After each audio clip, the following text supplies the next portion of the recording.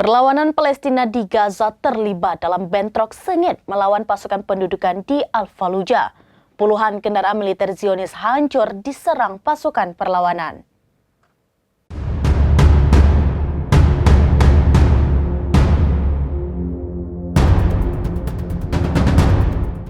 Perlawanan Palestina di Gaza terlibat dalam bentrokan sengit melawan pasukan pendudukan di Al-Fallujah.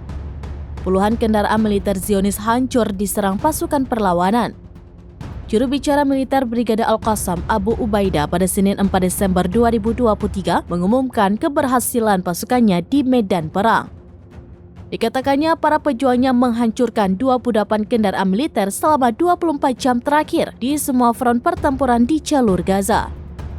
Ia menambahkan bahwa Mujahidin Qassam menargetkan pasukan Zionis yang menyerang dengan peluru anti-benteng dan perangkat anti-personel.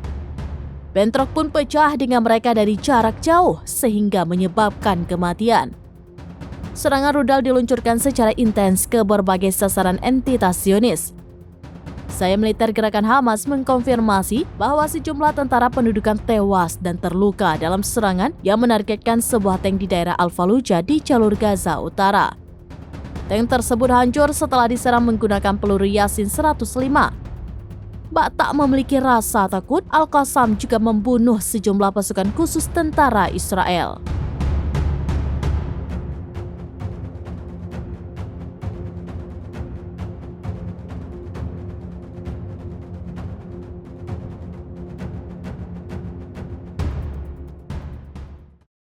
Download Tribun X sekarang, menghadirkan lokal menjadi Indonesia.